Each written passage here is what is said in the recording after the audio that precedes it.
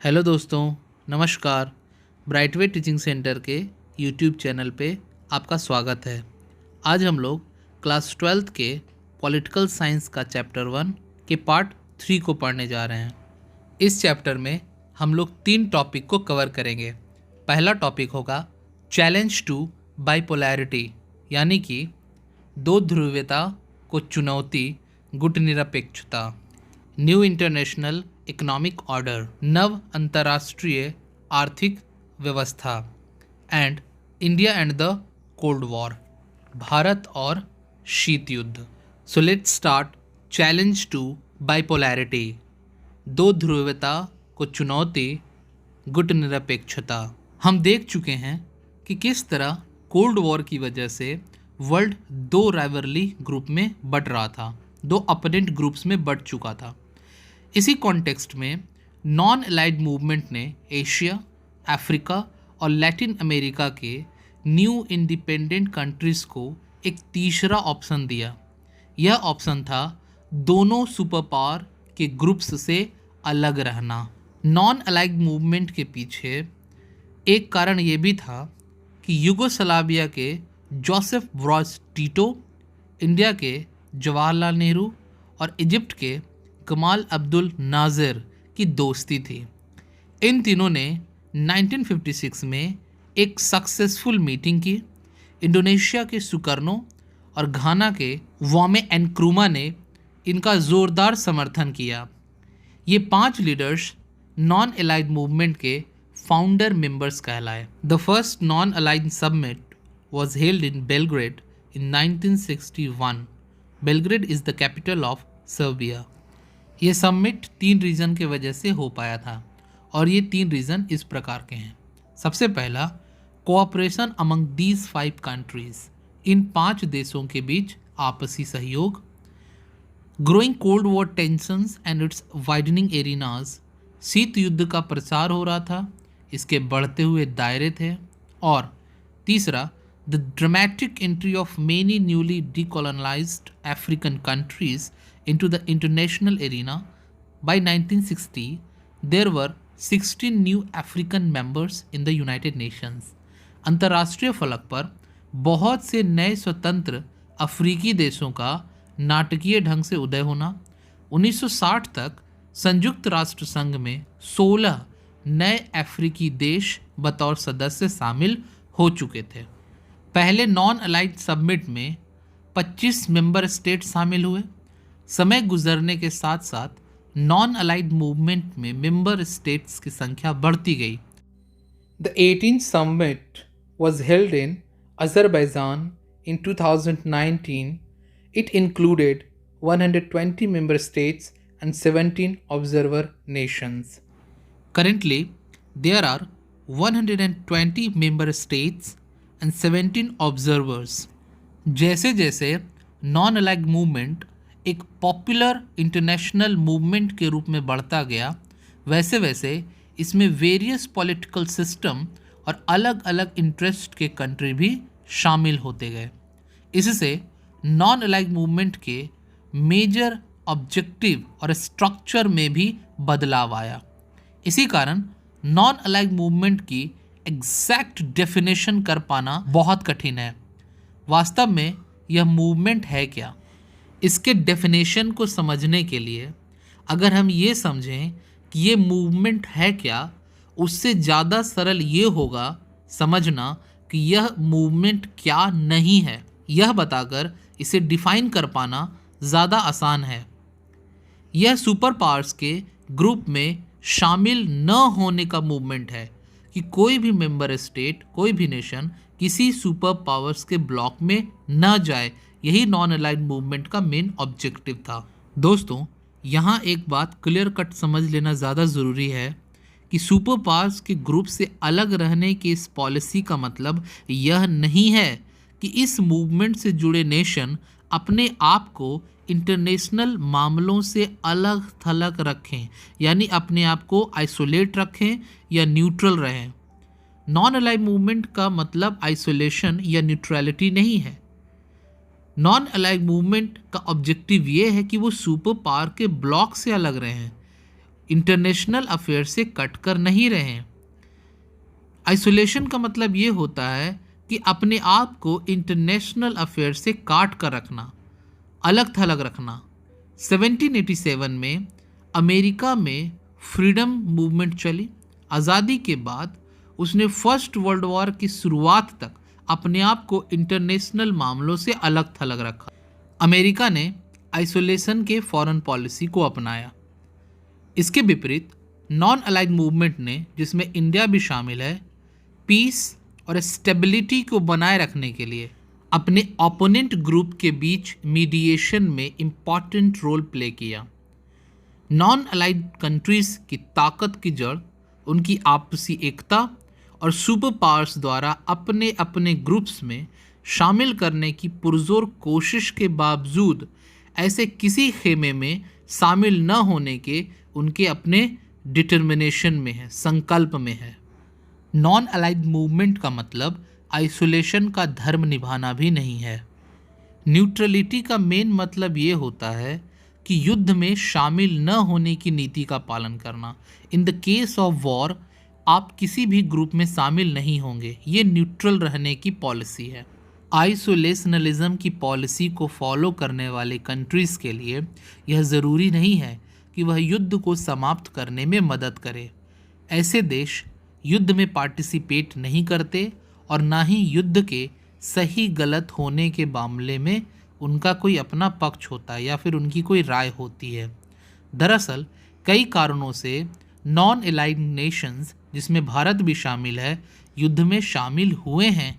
इन देशों ने दूसरे देशों के बीच युद्ध को होने से टालने के लिए काम किया है और हो रहे युद्ध के अंत के लिए भी कई प्रयास किए हैं। Now this is the time for new international economic order, नव अंतर्राष्ट्रीय आर्थिक व्यवस्था। Non allied countries cold war के दौरान महज मीडिएशन करने वाले देश नहीं थे। नॉन अलाइड मूवमेंट में शामिल ज़्यादातर देशों को अल्प विकसित देश यानी कि लीस्ट डेवलप्ड कंट्रीज़ का दर्जा मिला था। इन देशों के सामने जो मुख्य चुनौती थी वो इकोनॉमिक रूप से ज़्यादा विकास करने तथा अपनी जनता को पॉवर्टी से उबारने की समस्या थी।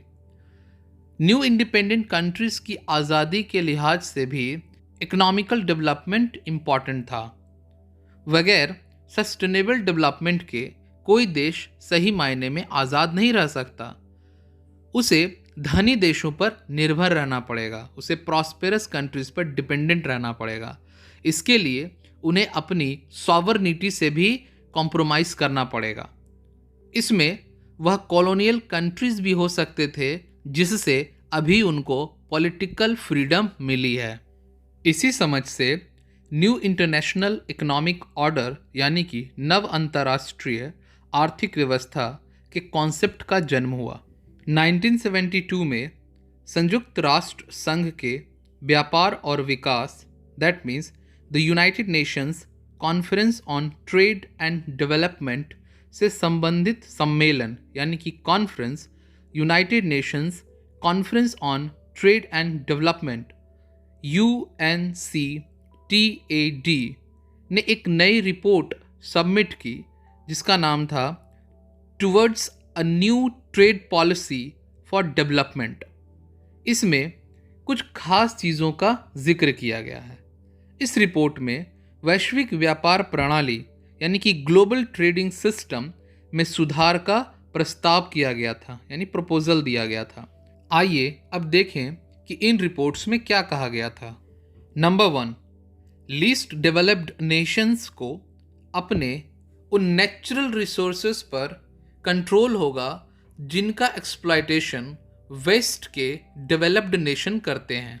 दूसरा, लीस्ट डेवलप्ड नेशंस की पहुंच वेस्टर्न नेशंस के बाज़ारों तक होगी, मार्केट्स तक होगी, ताकि वे अपना सामान बेच सकेंगे और इस तरह से गरीब देशों के लिए यह व्यापार फ़ायदेमंद होगा। नंबर 3, वेस्टर्न कंट्रीज से मंगाई जा रही टेक्नोलॉजी की लागत कम होगी ताकि वो प्रोडक्शन अच्छे से अच्छा कर सकें। नंबर 4, लीस्ट डेवलप्ड नेशंस की इंटरनेशनल इकोनॉमिक इंस्टीट्यूशंस में भूमिका बढ़ेगी।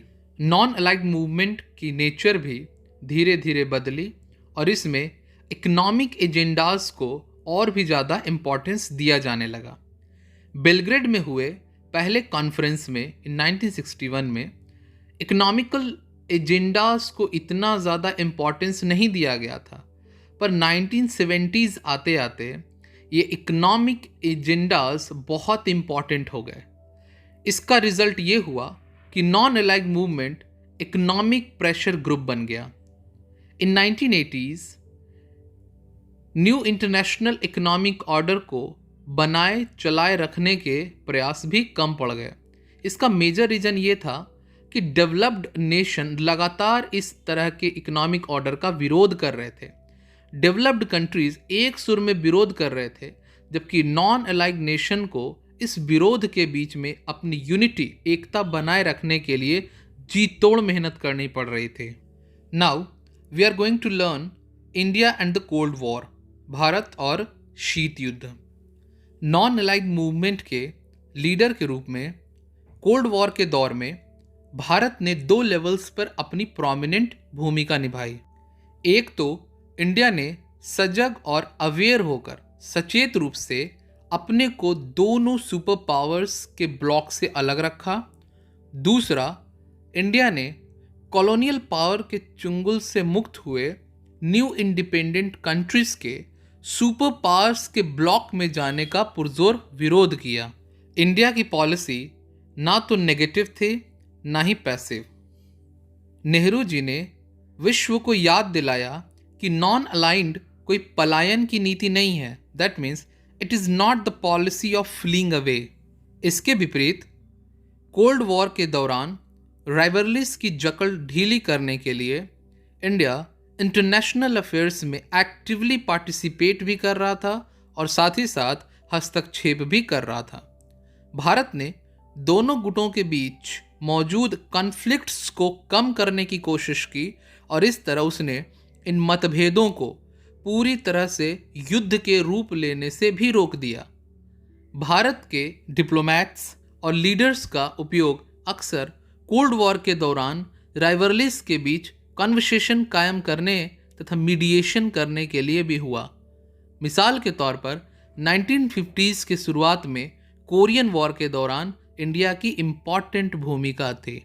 यहाँ यह याद रखना भी ज़रूरी है कि भारत ने नॉन अलाइड मूवमेंट में शामिल अन्य मेंबर स्टेट्स को भी ऐसे कामों में इन्वॉल्व रखा।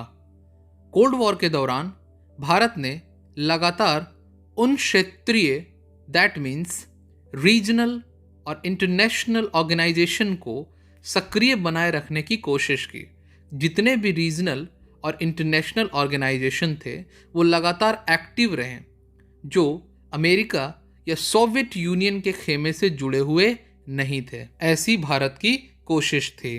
कुछ लोगों ने माना कि नॉन अलाइन्ड इंटरनेशनल लेवल पर एक नॉवेल कॉज है, यानी कि एक उदार आदर्श है, बट यह आदर्श भारत के वास्तविक हितों रियल इंटरेस्ट से मेल नहीं खाता और यह बात ठीक नहीं है। नॉन अलाइन की पॉलिसी ने कम से कम 2 तरह से भारत का डायरेक्टली इंटरेस्ट सर्व किया। पहली बात तो यह कि नॉन अलाइन के कारण भारत ऐसे इंटरनेशनल डिसीजंस और पक्ष ले सका जिससे इंडिया का अपना पर्पस सर्व होता है, ना कि सुपर पावर्स का और उसके खेमे के देशों का।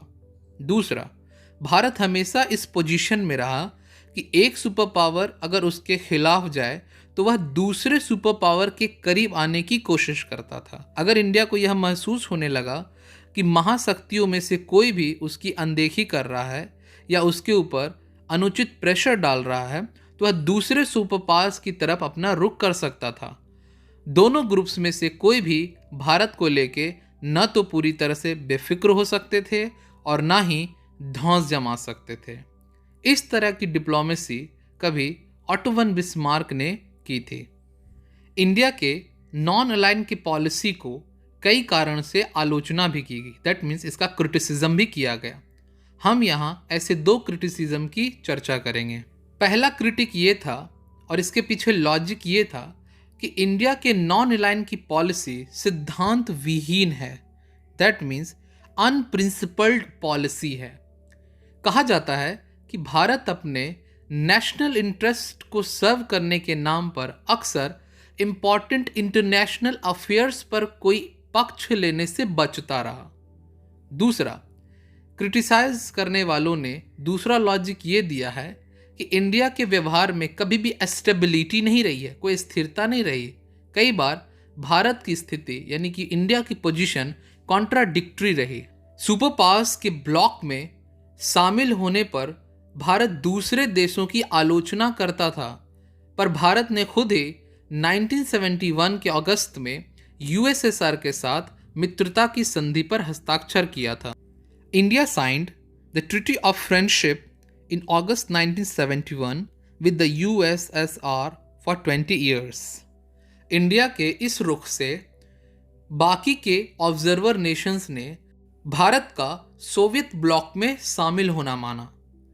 इंडियन गवर्नमेंट का व्यू ये था कि बांग्लादेश क्राइसिस के समय उसे डिप्लोमेटिक और मिलिट्री सपोर्ट की ज़रूरत थी, और ये फ्रेंडशिप ट्रीटी उसे यूनाइटेड स्टेट्स और बाकी मेंबर स्टेट्स से अच्छे रिलेशंस बनाने से नहीं रोकती है।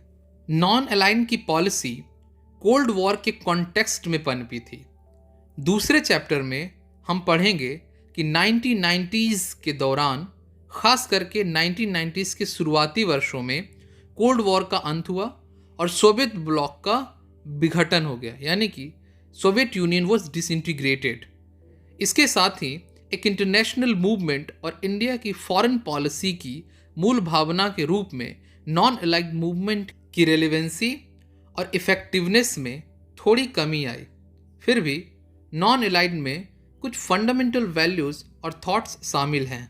नॉन अलाइड इस बात की पहचान पर टिकी हुई है कि कॉलोनलाइजेशन की स्थिति से आज़ाद हुए देशों के बीच हिस्टोरिकल कनेक्शन है, और यदि ये देश साथ आएँ तो ताकत बन सकते हैं। नॉन अलाइन का आशय है कि गरीब और विश्व के बहुत छोटे देशों को भी किसी सुपर पावर का पिछलग्गू बनने की कोई ज़रूरत नहीं है। ये देश अपनी स्वतंत्र फॉरेन पॉलिसी अपना सकते हैं या आंदोलन मौजूदा इनइक्वालिटी से निपटने के लिए एक सब्सिडरी वर्ल्ड ऑर्डर बनाने और इंटरनेशनल ऑर्डर को डेमोक्रेटिक बनाने के संकल्प पर टिका है। अपने आप में ये थॉट्स एक फंडामेंटल वैल्यूज़ के हैं, और कोल्ड वॉर के एंड के बाद भी इसकी एक अपनी रेलेवेंसी है। दोस्तों, यदि आपको हमारा ये प्रयास अच्छा लगा हो तो आप हमारे इस YouTube चैनल को लाइक करें, शेयर करें, सब्सक्राइब करें, कमेंट करें, बेल आइकन प्रेस कर लें ताकि जब भी लेक्चर्स अपलोड हों तो आपको नोटिफिकेशन तुरंत मिल जाए। फिर मुलाकात होगी, तब तक के लिए गुड बाय, जय हिंद।